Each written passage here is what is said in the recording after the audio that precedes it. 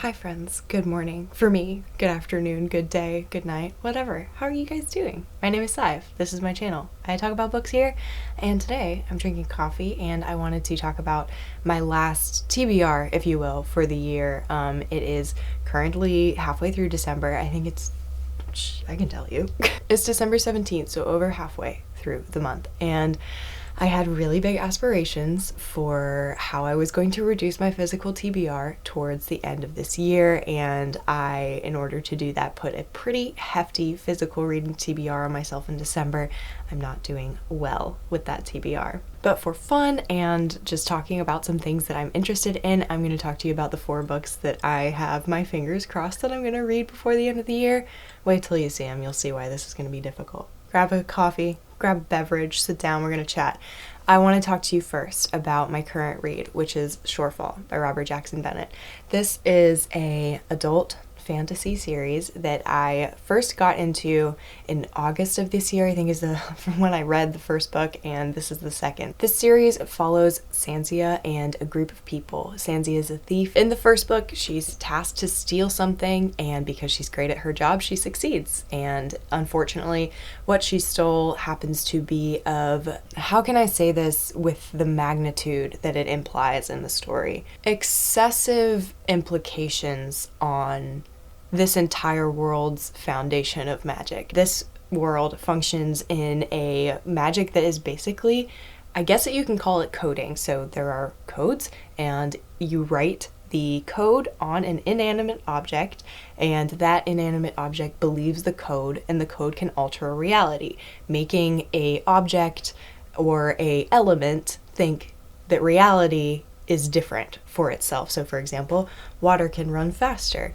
The foundation that this house is built on, if it was built on wood block, you could convince it that it was concrete. Like that sort of scribing, density, mass, speed, all that stuff. This region is divided up into different sanctions, different factions. That is about 80% of the whole community. The other 20% is existing in a lawless country called Foundryside, and that is where Sanzia is from. It's all very complicated, and it all is supported by this lovely cast of characters, very like the bands getting together to go and accomplish a task. It's very feel good. However, this book has opened with an extremely terrifying, actually probably one of the scariest villains that I've encountered in a fantasy setting. I'm really enjoying this. The problem is I'm a mood reader, and I have gotten a little over halfway through this book and have just really not been in the mood to read fantasy, and that's an issue. So let me tell you why and introduce you to the last 3 books that I want to read this year. First, let's talk about the elephant in the room. I have not started The Last Hero by c.r.a.z.i.n.e.s.s. The Last Hero is the last book in a trilogy. It's an adult fantasy trilogy that I fell in love with earlier this year and have since read the first 2 books. This one came out in November, on November 8th, and a month has passed since I received it, and I still haven't read it. This is one of my anticipated releases. I'd love to do a whole vlog dedicated to reading this book. I'm so happy that this came in. This is literally so beautiful. I think that the consistency of my loving covers that have a symmetrical person standing in the middle with some sort of asymmetry in what they're doing with their hands, that is just,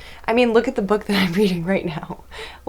Are you kidding? I love this. I love this in book cover. This series follows a number of characters, and it is a high epic sci-fi series about war, and we follow a character who is a warrior who is raised in a certain side of the war and then begins to question his loyalties.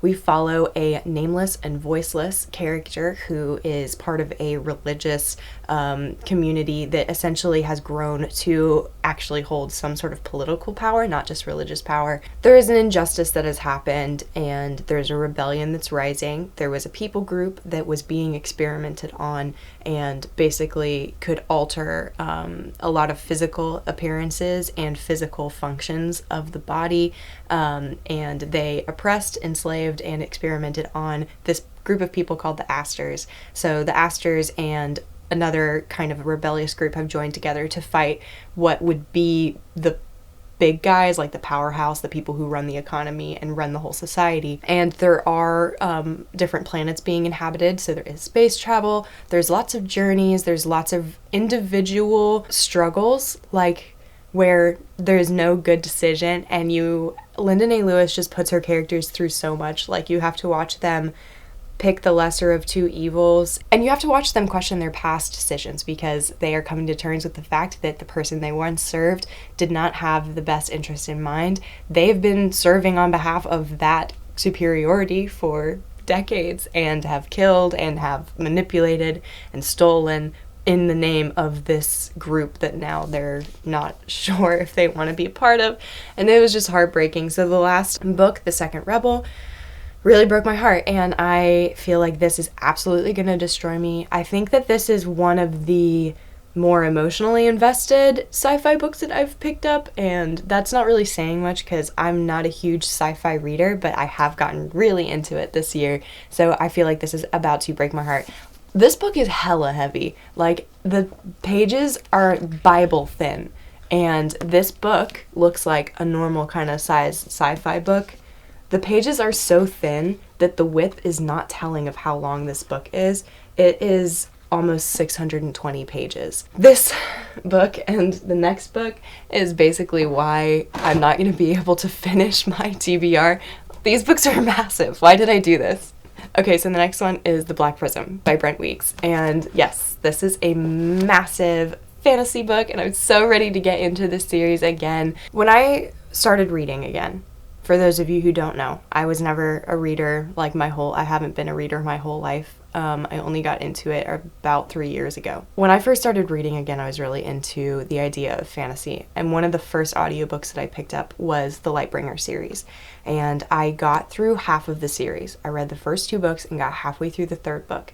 And I felt very burnt out by fantasy reading. This was before I knew that I was a mood reader, and I was so determined that I burnt myself out on fantasy. And I remember I was so excited to just be getting through these audiobooks that I was really not enjoying the story. And I was like, this is not how reading is supposed to be. Like, I'm new to reading, but I know that this is not what it's supposed to feel like. So I stopped, moved on to something else, and then because I had stopped halfway through the book, I felt intimidated by going straight into that and left it alone. And now, 2 years later, I have purchased the first book, and I am going to read this physically while also listening to the audiobook and annotate this, because I know I loved what I was reading. That's exactly how I decided to experience the David Bode trilogy, which is my favorite fantasy series of all time.